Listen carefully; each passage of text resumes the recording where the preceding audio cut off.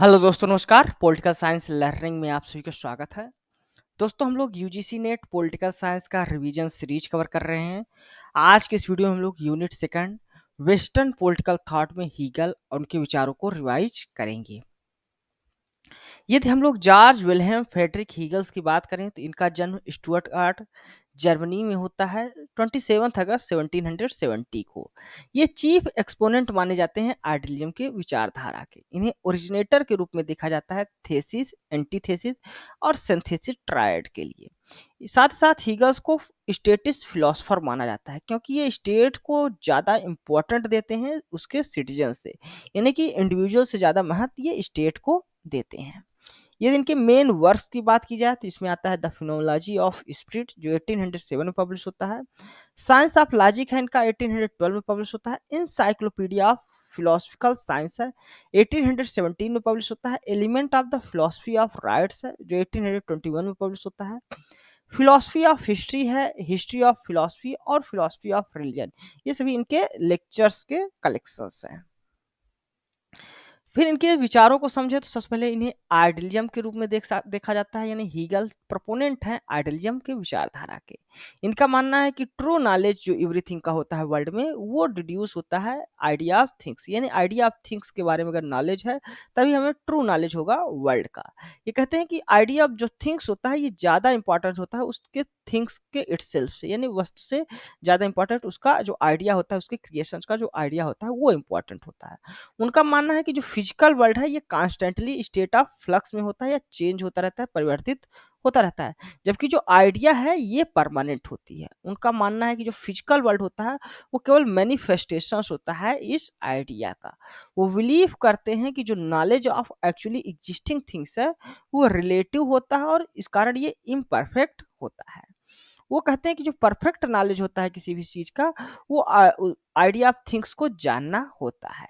यदि हीगल्स की थ्योरी के अनुसार बात करें तो आइडिया जो होता है वो कॉन्स्टिट्यूट करता है ट्रू मोटर ऑफ हिस्ट्री को। ये basically idealistic interpretations of history देते हैं। फिर ये डायलेक्टिकल मेथड्स का इस्तेमाल करते हैं। हीगल जो डायलेक्टिकल मेथड्स लेते हैं या जिससे इन्फ्लुएंस होते रहे हैं वो सोक्रेटिस रहते हैं जो पहली बार फर्स्ट एक्सपोनेंट माने जाते हैं, पहली बार डायलेक्टिकल मेथड्स का इस्तेमाल करते हैं। हीगल्स का जो डायलेक्टिकल मेथड्स होता है वो इवॉल्व एग्जामिन करता है आइडियाज को उसके कंट्राडिक्ट को देखकर। वो फाइंड करता है, फिर इसके द्वारा इसका सोल्यूशन जो होता है, रेजोल्यूशन जो होता है उसको फाइंड करते हैं। इसमें तीन इंटरकनेक्टेड एलिमेंट्स होते हैं, ये हैं थेसिस, एंटीथेसिस और सिंथेसिस। थेसिस एक प्रपोज्ड आइडिया होता है या वह आइडिया होता है जिसको सामने रखा जाता है। एंटीथेसिस पहला इनिशियल जो काउंटर आइडिया होता है या अपोजिंग व्यू जो होता है उसको एंटीथेसिस कहते हैं। और सिंथेसिस जो दोनों का क्लैश होता है थेसिस और एंटीथेसिस से, जिससे न्यू अंडरस्टैंडिंग इमर्ज होती है और इसी को वो सिंथेसिस कहते हैं। और पुनः से ये जो सिंथेसिस होता है ये नया थेसिस का रूप ले लेता है और पुनः से यही जो प्रक्रिया है थेसिस, एंटीथेसिस और सिंथेसिस की वो चलती है। इस तरह जो डायलेक्टिकल मेथड्स होता है वो डायनामिक होता है और सेल्फ डेवलपिंग प्रोसेस होता है जिसका एम होता है अचीव करना मोर कॉम्प्रिहेंसिव अंडरस्टैंडिंग ऑफ रियलिटी, यानी रियलिटी को और अधिक अच्छे से समझना, यानी अधिक रियलिटी के करीब पहुंचना।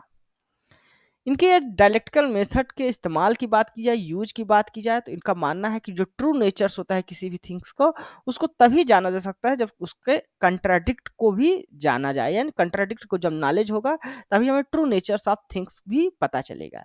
जैसे वो कहते हैं कि प्लेजर को तभी अच्छे तरीके से अंडरस्टैंड किया जा सकता है जब हमें पेन की अंडरस्टैंडिंग होगी। इसी प्रकार हीट को अंडरस्टैंडिंग हमें होना है तो पहले कोल्ड की भी अंडरस्टैंडिंग होनी चाहिए।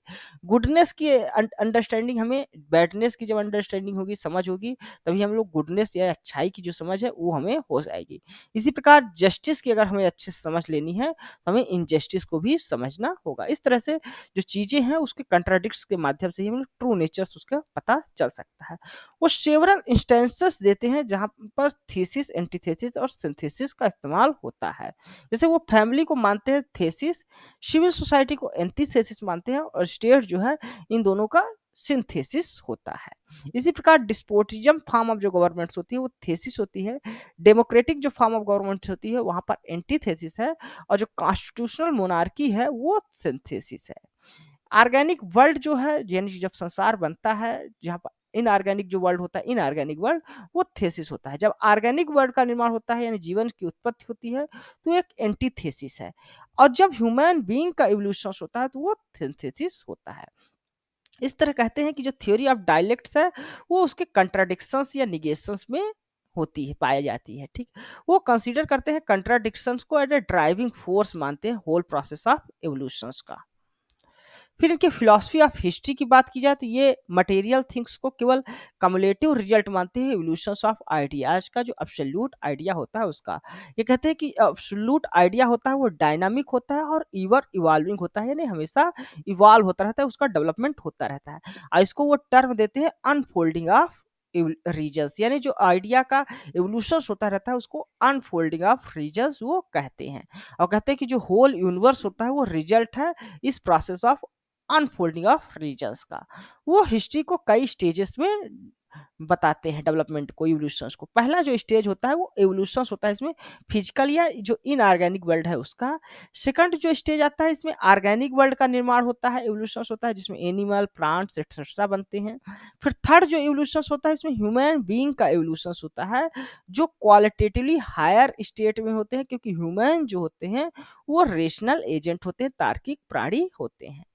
फिर फोर्थ जो स्टेज आता है इसमें फैमिली का एवोल्यूशन होता है, यहाँ पर हमें म्यूचुअल कोऑपरेशन और एकोमोडेशन देखा जाता है।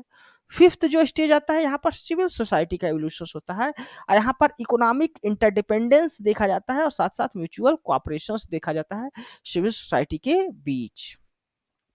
फिर जो लास्ट स्टेज आता है वो उसमें एवोल्यूशन होता है स्टेट का, और स्टेट जो है तो ये परफेक्ट मोरल ऑर्डर को रिप्रेजेंट करता है।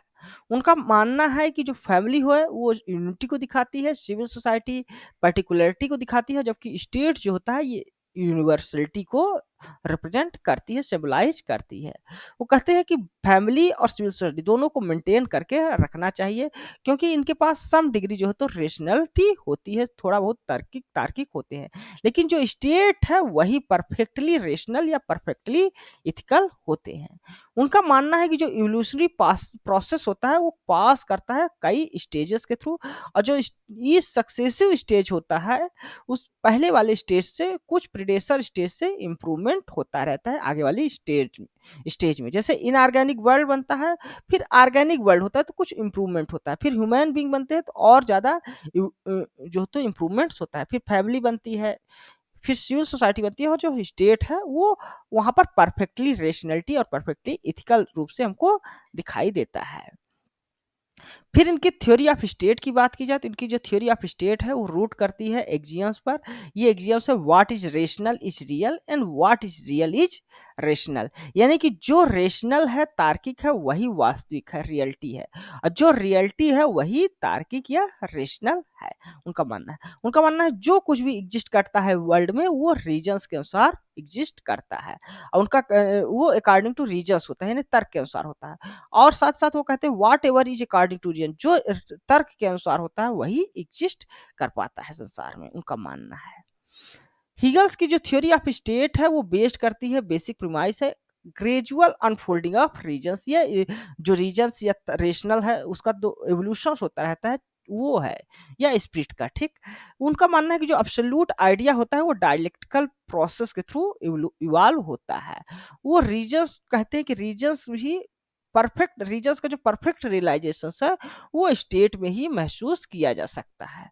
वो कहते हैं स्टेज इज रेशनल, स्टेट जो होता है वो रेशनल होता है, स्टेट ही रियल होता है, यानी कि what is rational is real, जो रेशनल है वही रियल है। वो कंसीडर करते हैं स्टेट को as a march of the God on earth, या अल्टीमेट जो एम्बोडिमेंट ऑफ रीजन्स है, ट्रूथ है, अल्टीमेट जो ट्रूथ है उसको वो स्टेट्स की रूप में बताते हैं। वो कहते हैं स्टेट जो है तो हाईएस्ट मैनिफेस्टेशन है रीजन्स का, क्योंकि ये सेंसेसिस होता है फैमिली और सिविल सोसाइटी का। हीगल्स देखते हैं कि civil society in the as a state in a embryonic stage, embryonic stage में होता है, यानी कि ये शुरुआती जो चरण होता है डेवलपमेंट का, एवोल्यूशन का, उसमें सिविल सोसाइटी होती है। लेकिन सिविल सोसाइटी जब एजुकेट होती है, जहाँ पर इंडिविजुअल्स को एजुकेट किया जाता है तो और जो देखते हैं कि दूसरों की नीड्स क्या है, आवश्यकता क्या है, उसको भी महसूस करते हैं, तो उससे उसका जो सिंथेसिस बनता है वो स्टेट बनता है, यानी स्टेट की जो रक्षा क्रिएशंस है वो सिविल सोसाइटी के प्रोटेक्शंस के लिए होती है। फिर कैरेक्टरिस्टिक्स ऑफ हीगल्स की थ्योरी ऑफ स्टेट की बात की जाए तो ये स्टेट को डिवाइन ओरिजिन मानते हैं। इनका मानना है कि जो स्टेट्स है वो अब्सोल्यूट आइडिया ऑफ रीजन्स होता है। जब अब्सोल्यूट आइडिया ऑफ रीजन्स होता है तो डिवाइनली ओरिजिनेट होता है स्टेट। ये हीगल एक स्टेटिस्ट फिलोसफर है, यानी कि वो स्टेट्स को मीन्स नहीं बल्कि एंड इन इटसेल्फ बताते हैं। साथ ही साथ वो कहते हैं कि जो होल होता है यानी स्टेट जो होता है वो ग्रेटर होता है हमेशा उसके पार्ट से या इंडिविजुअल से जिससे स्टेट बना होता है। साथ ही साथ स्टेट को बताते हैं ये इनफेलिएबल होता है। ये कहते हैं only state know better for the individuals, यानी स्टेट ही जानता है इंडिविजुअल्स के लिए क्या अच्छा है, क्या सर्वश्रेष्ठ हो सकता है इंडिविजुअल्स के लिए। फिर इनकी theory of freedom of individuals आती है। हीगल्स का मानना है कि जो स्टेट है इनफैलिएबल है, डिवाइन है और सोल सोर्स होता है राइट्स का। तो इंडिविजुअल्स के पास कोई भी राइट्स नहीं होता अगेंस्ट द स्टेट्स। उनका मानना है कि जो ट्रू फ्रीडम्स है इंडिविजुअल्स की वो कंप्लीट ओबीडियंस में लाई करती है लॉज ऑफ स्टेट्स का। यानी एक स्टेट्स के जो नियम कानून है उसको पूरी तरह से पालन करने में ही इंडिविजुअल्स ट्रू फ्रीडम को रियलाइज कर सकता है। और साथ साथ आइडेंटिफिकेशन जो होता है ह्यूमंस का वो स्टेट्स के साथ ही होता है। उनका मानना है कि जो इंडिविजुअल्स की प्रेफरेंसेस होनी चाहिए वो स्टेट्स की जो विल होती है उससे अलाइन करनी चाहिए। जो पर्सनल फ्रीडम है वो मीनिंगलेस होता है आउटसाइड द स्टेट्स। वो रूसो की जनरल विल्स की तरह हीगल्स भी कहते हैं जो फ्रीडम होती है वो सरेंडर कर होती है इंडिविजुअल्स विल का स्टेट्स की जो रेशनल विल होती है उसके साथ। जबकि हाब्स की बात की जाए तो हाब्स अलाउ करते हैं रिविलियन की, यानी रिवोल्यूशंस करने की बात करते हैं कि स्टेट फेल हो जाता है किसी लोगों की लाइफ को प्रोटेक्ट करने में। जबकि हीगल्स जो है तो डिनाई करते हैं किसी भी प्रकार के राइट टू रजिस्ट की। उनका मानना है स्टेट जो है वो सबसे अच्छा रीजन है, वो इरर से ऊपर होता है। हीगल्स जो है तो स्टेट और इंडिविजुअल्स के रिलेशनशिप को ऑर्गेनिक देखते हैं, यानी एक दूसरे पर इंटरडिपेंडेंट के रूप में देखते हैं। तो धन्यवाद दोस्तों, आज की इस वीडियो हमने हीगल्स और उनके जो विचार रहे हैं उनको रिवाइज किया। यह वीडियो आपको कैसा लगा अपने कमेंट्स के माध्यम से हमें जरूर बताइएगा।